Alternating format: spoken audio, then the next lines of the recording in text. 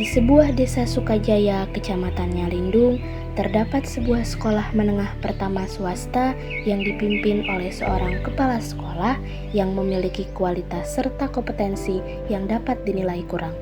Hal itu dibuktikan dengan keadaan sekolah yang jauh dari kata bermutu, mulai dari tata tertib yang tidak ditaati oleh siswa maupun guru, sarana prasarana yang kurang memadai, kualitas guru rendah, hingga proses pembelajaran yang tidak sesuai dengan standar kurikulum. Melihat hal tersebut, ketua yayasan yang menaungi sekolah tersebut akhirnya memutuskan untuk melakukan pergantian kepala sekolah yang baru guna memperbaiki sistem pendidikan di sekolah tersebut agar lebih baik.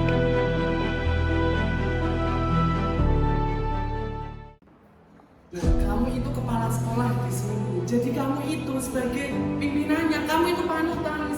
Misal kamu berperilaku seperti ini, maka guru yang lain akan meniru kamu. Jadi ya seenggaknya kalau kamu sebagai kepala sekolah itu ya kamu harus bisa untuk ditiru, bisa untuk dipatu, bukan malah semena-mena kamu. Jadi ya misal peraturan A ya harus kamu A, peraturan B kamu harus ikut B, nggak malah kamu A ikutnya B, C, D gitu.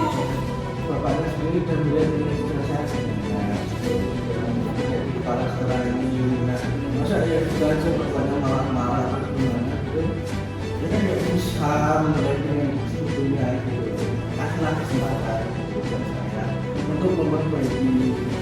Tapi dilihat dari perkembangan kamu selama ini, kinerja kamu kurang memuaskan, Pak. Jadi dengan alasan yang Bapak tadi sebutkan tidak masuk. Sebelumnya saya ucapkan terima kasih kepada Bapak atas jasa yang telah Bapak berikan selama menjabat sebagai kepala sekolah di sini. Dan untuk kedepannya saya minta maaf, Bapak tidak bisa lanjut lagi untuk menjadi kepala sekolah. Dengan berat hati saya putuskan bahwa Bapak dipecat sebagai kepala sekolah di SMP Negeri Sukajaya ini. Sebelumnya saya ucapkan terima kasih dan Bapak boleh keluar dari ruangan saya.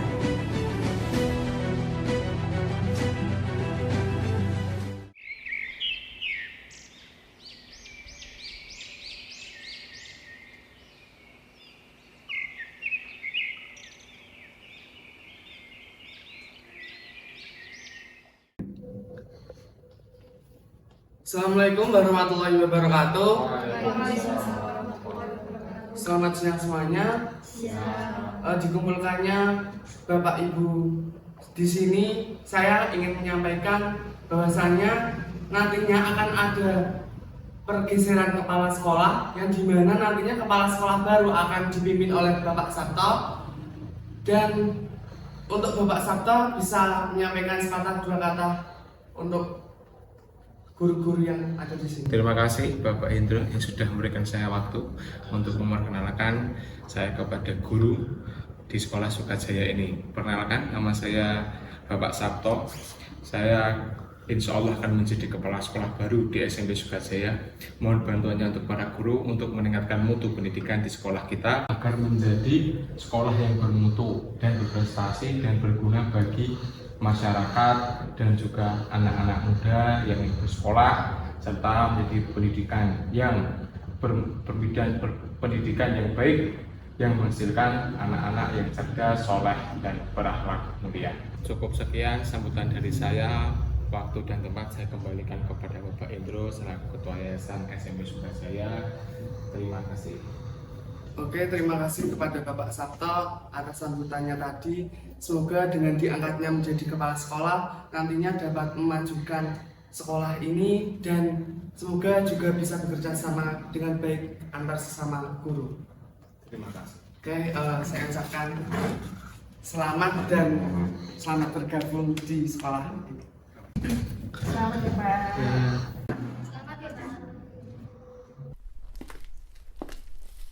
Di hari pertamanya, Sabto melakukan orientasi dengan cara mengamati dan mempelajari budaya organisasi yang ada di sekolah tersebut.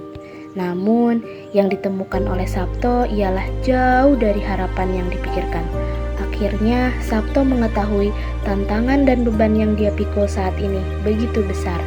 karena perlu dilakukannya pembenahan terhadap sistem pendidikan yang ada di sekolah tersebut.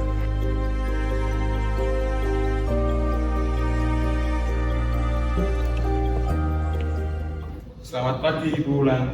Selamat pagi Pak Sabto. Sudah sarapan Pak? Sudah Pak, sudah habis dimasakin istri Pak.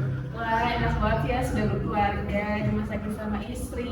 Itulah Bu, sudah berkeluarga. Ini guru yang lain gimana Pak? Pada belum datang. Iya Pak, biasanya guru-guru itu datang jam 8 atau jam 9. Siswa pun juga seperti itu Pak. Oh, jadi tata tertib ini jadi kurang dilakukan, kurang diterapkan untuk sekolah ini Bu ya? Iya betul, karena pada saat kepemimpinan sebelumnya itu memang tidak ada teguran atau sanksi bagi guru-guru yang terlambat seperti itu.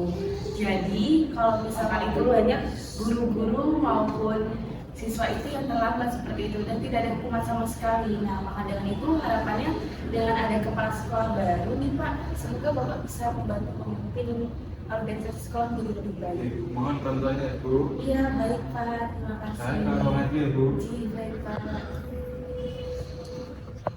Sesampainya di ruangan, Sabto mulai melakukan perencanaan awal untuk memperbaiki tata tertib di sekolah agar dipatuhi oleh seluruh warga sekolah.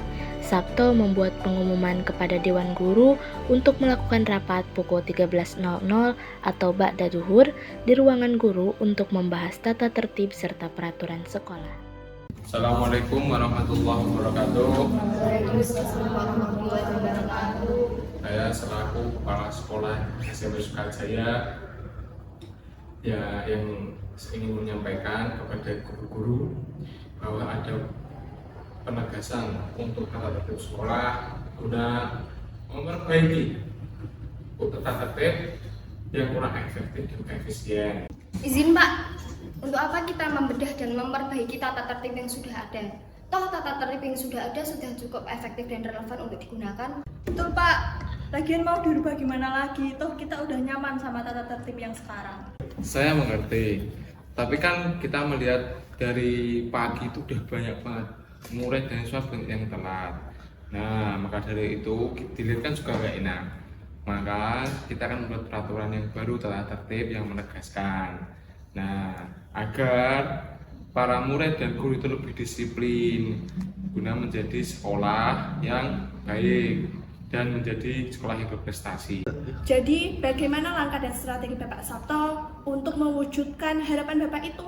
Nah, strategi saya untuk meningkatkan mutu pendidikan yang di sini itu ada hukuman atau skors. Bagi guru yang telat itu akan diskors dengan potongan gaji. Kalau murid mendapatkan poin, nanti ketika murid mendapat poin yang sudah ditentukan itu nanti akan ada konsekuensinya seperti itu. Gimana?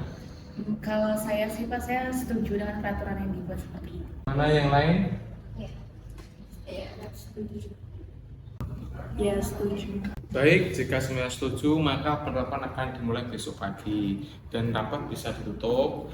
Wassalamualaikum warahmatullahi wabarakatuh. Waalaikumsalam warahmatullahi wabarakatuh. Karena piye ta Pak Sabto ki? Enak-enak ki lho Pak Karno, ora ana hukuman, awake dhewe bebas. Bener Bu, Pak Sabto pancen ranggenah gawe hukuman sing ora jelas. Males tenan aku mbek Pak Sabto, tapi yo piye neh nek aku ora mangkat sekolah, anakku mak apa.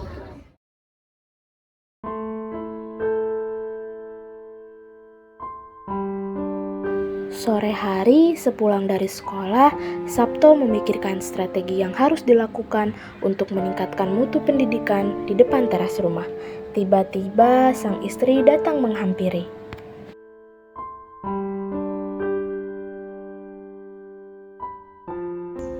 Nikita, makasih.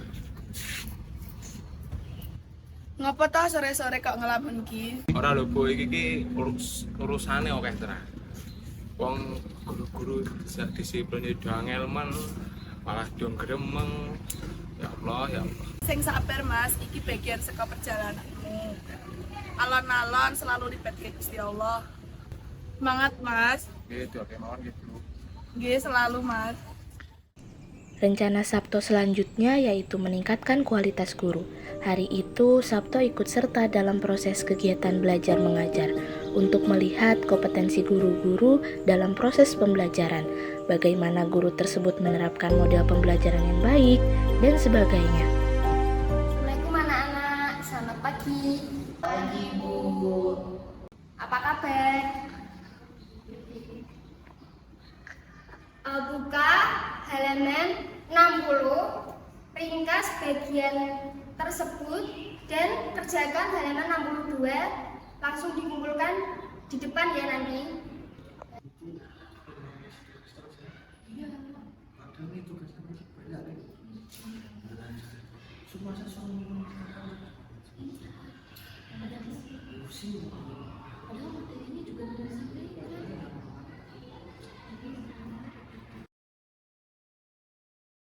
Ternilai oleh Sabto, Bu Nurul tidak menerapkan metode mengajar yang baik, hanya menginstruksikan tugas tanpa ada pendahuluan penjelasan materi. Baik, hari ini kita akan mempelajari mengenai puasa. Puasa adalah menahan diri dari segala sesuatu yang dapat membatalkan puasa dengan niat tertentu dari terbitnya fajar sampai dengan tenggelamnya matahari. Macam-macam puasa itu terdapat 4. Yang pertama adalah puasa fardu, puasa sunnah, puasa makruh, dan puasa yang diharapkan. Puasa fardu terdiri dari puasa Ramadan, puasa nazar, dan puasa kafarat. Dan untuk puasa sunnah ada puasa Senin Kemis, Yaumul Bid, puasa 6 hari sebelum Syawal, dan puasa Nabi Daud. Metode pengajaran yang digunakan oleh Bu Sari hanya menggunakan metode ceramah, sehingga para siswa menjadi mengantuk dan tidak antusias dalam mengikuti kegiatan proses pembelajaran. Selanjutnya syarat sah sholat, yaitu ada yang harus dipenuhi sebelum menjalankan sholat, sehingga seseorang menjadi sah. Jika salah satu syarat sah sholat tidak dipenuhi, maka sholat tersebut tidak sah atau harus diulangi. Mohon didengarkan ya anak-anak. Baik Bu. Selanjutnya yaitu Bu Tatik. Beliau belum bisa mengondisikan suasana kelas agar menjadi tertib pada saat mengajar. Siswa malah asik sendiri dan mengobrol, sehingga proses pembelajaran menjadi tidak kondusif. Setelah melakukan kegiatan pengawasan selama 4 hari, akhirnya Pak Sabto melakukan rapat bersama Dewan Guru untuk membahas mengenai tindak lanjut dari hasil pengawasan yang dilakukan oleh Pak Sabto. Akhirnya, Sabto pun membuat kebijakan untuk para guru melakukan diklat mengenai penerapan metode pembelajaran yang baik agar kompetensi guru dalam mengajar dapat ditingkatkan. Akhirnya, para guru-guru pun dijadwalkan untuk melakukan kegiatan diklat.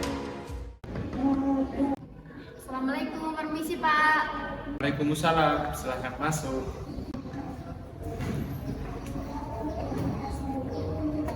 Jadi saya sebagai kepala sekolah meminta tolong kepada Ibu untuk menjadi praktisi guna meningkatkan pembelajaran, model pembelajaran di SMA Sukajaya. Apakah Ibu bersedia?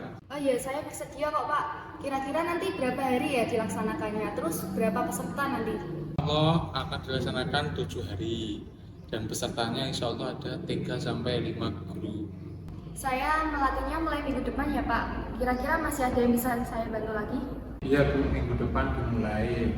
Tidak ada tambahan. Kalau misalnya bisa ada perubahan jadwal atau gimana, saya kabarin lagi. Oh iya, kalau begitu saya izin pamit dulu ya Pak. Iya Bu. Terima kasih.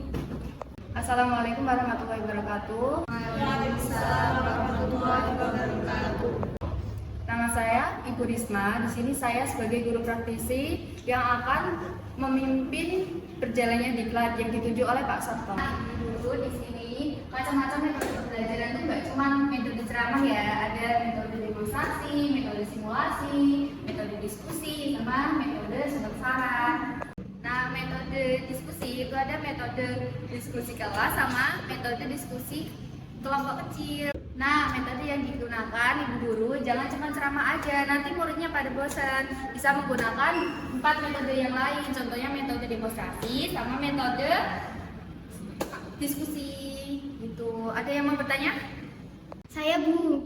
Oh iya, silakan. Metode pembelajaran apa yang digunakan agar pembelajaran di kelas aktif gitu Bu. Mungkin bisa menggunakan metode diskusi Bu, karena metode diskusi tersebut di dalamnya ada komunikasi dua arah. Ada yang mau ingin bertanya lagi? Cukup Bu. Baik, kalau sudah cukup, saya akhiri. Kita lanjutkan di pertemuan besok ya. Terima kasih. Wassalamualaikum warahmatullahi wabarakatuh. Waalaikumsalam warahmatullahi wabarakatuh. Pak Sabto memanggil Bu Wulan untuk membahas mengenai update sarana dan prasarana sekolah, seperti pengadaan proyektor di setiap kelas, penambahan laptop di ruang multimedia, pemasangan wifi di setiap kelas, pengecatan ulang bangku dan kursi kelas, serta perbaikan pintu toilet dan perbaikan atap musola yang sudah bolong. Assalamualaikum Pak. Ya, silahkan masuk. Assalamualaikum Pak, selamat siang. Ya. Gimana kabarnya Bu? Alhamdulillah baik Pak. Ini gimana Bu? Ini menurut data banyak sekali sarana dan prasarana di sekolah itu banyak yang rusak, seperti pintu WC yang jebol, meja kursi, terus ada gedung-gedung itu yang di atap-atap itu pada rusak.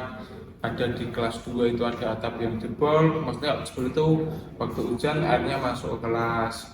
Terus cacat udah pada memudar, ada keran di beberapa wastafel ada yang rusak. Nah itu gimana ini Bu? Solusinya untuk memperbaiki itu semua itu gimana? Apakah kita perlu memperbaiki, mengadakan satpas atau mengadakan perencanaan lagi atau diklat untuk para guru dan murid agar menjaga bersama sarana prasarana sekolah kita? Justru itu Pak, ini saya ingin menanyakan kembali malah ke Bapak. Ini kan memang tadi kan masalah sudah banyak banget ya disampaikan, masalah yang genteng bocor, lalu ada pintu, ada kursi, WC, kamar mandi dan lain-lainnya banyak sekali yang bermasalah. Atau baiknya ini diadakan seperti diklat atau bagaimana Pak? Bu, baiknya kita mengadakan diklat agar sebelum kita merencanakan sarana prasarana, kita harus memberi pengetahuan kepada para guru dan murid guna menjaga sarana dan prasarana. Jika tidak ada diklat dan langsung membangun, takutnya nanti akan cepat rusak tanpa perawatan. Nah makanya kita adakan diklat pengertian kepada guru, nanti guru akan masuk kepada murid cara merawat kursi, merawat meja, merawat keran, pintu, atap agar tidak mudah rusak. Maka kita mengadakan diklat kepada para guru. Nanti guru harus mengajari kepada murid bagaimana cara menjaga sarana belajar agar belajar di sini menjadi nyaman dan nyaman seperti itu. Gimana menurut Ibu? Apakah nanti tolong Ibu sampaikan kepada para guru apakah pada setuju untuk diadakan diklat lagi tentang sarana dan prasarana guna menjaga fasilitas sekolah kita? Oke baik Pak, kalau kayak gitu bagaimana kalau misalkan yang ikut pelatihan diklat ini saya saja, lagi pula kan yang mengkoordinir mengenai sarana prasarana itu kan juga saya ya Pak ya. Jadi nantinya saya yang mengkoordinir kepada guru-guru kita memberitahukan bagaimana cara perawatan, lalu bagaimana cara merawat sarana dan prasarana secara baik seperti itu. Iya Bu, nanti kalau Ibu sudah setuju maka saya hubungi Ibu Risma sebagai diklat nanti akan mendiklat Ibu, dan tolong kepada Ibu setelah didiklat oleh Ibu Risma nanti memberikan pengertian kepada guru lain agar bisa menjaga sarana dan prasarana sekolah kita. Untuk waktu nanti saya kabari lagi Bu. Terima kasih. Baik, kalau gitu saya ingin melanjutkan pekerjaan yang lain, saya pamit dulu ya. Iya Bu. Terima kasih. Iya.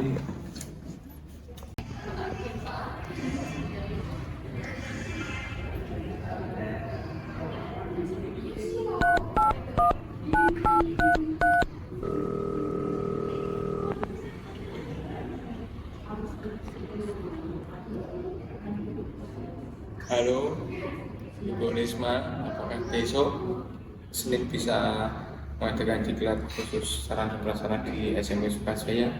Oh enggak, insya Allah bisa Pak. Waktunya itu Senin pagi. Tapi ini untuk satu guru saja. Iya Pak. Karena di sekolah saya itu Bu, banyak sarana dan prasarana yang rusak. Makanya saya mau memberi pengertian kepada para guru, dan guru nanti bisa memberi pengertian kepada para murid agar menjaga sarana dan prasarana. Iya, insya Allah bisa nanti dari Senin langsung didiklat ya Pak. Oh iya Bu, ya. Terima kasih Bu. Assalamualaikum.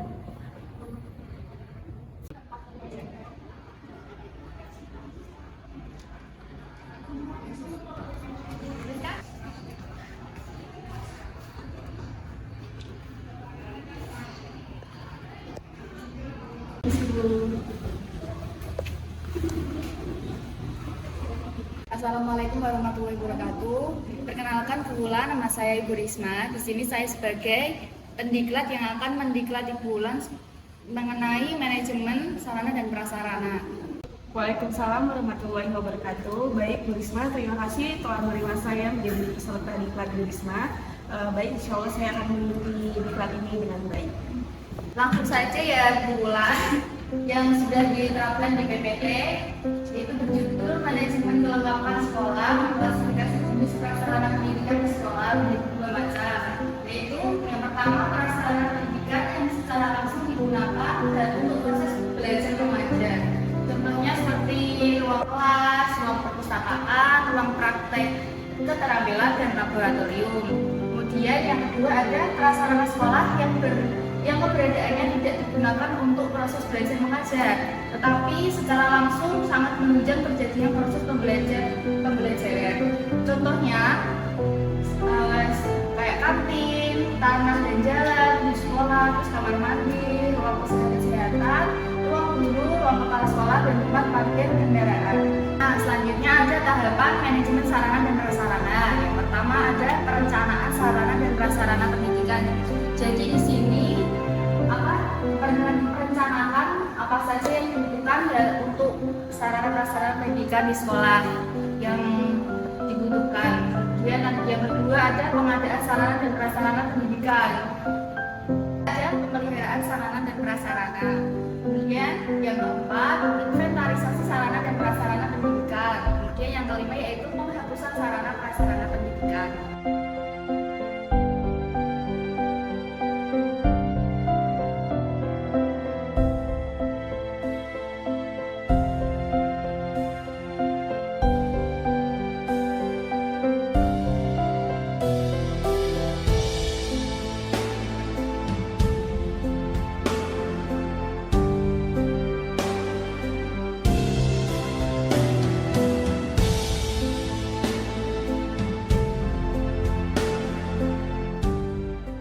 Bagaimana bulan? Apakah ada yang ingin ditanyakan? Baik Bu Risma, sepertinya tidak ada yang ditanyakan. Saya sudah cukup mengerti mengenai materi sarana dan prasarana.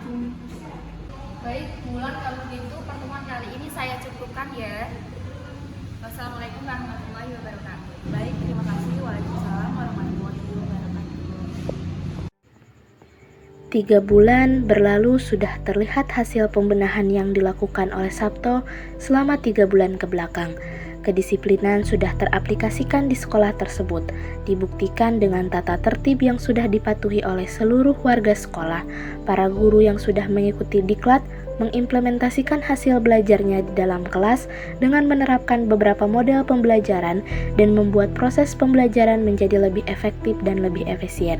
Menggunakan media pembelajaran digital sudah terrealisasikan, ditambah penggunaan media e-learning sebagai alat pembelajaran siswa agar lebih mengenal dan memanfaatkan teknologi lebih baik. Pemenuhan sarana dan prasarana yang terrealisasi dengan baik, Sabto terus belajar dan terus melakukan perbaikan agar mutu dan kualitas tersebut terus membaik.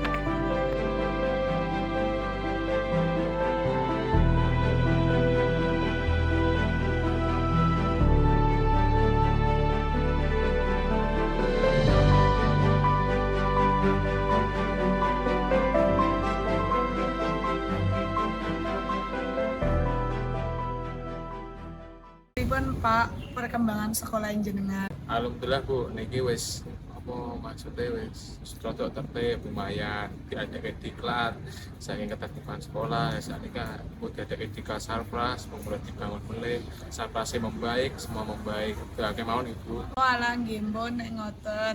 Alhamdulillah usaha lan ikhtiarmu selama iki mboten sia-sia. Semangat terus nggih Pak. Nggih Bu, matur suwun. Nggih, sami-sami.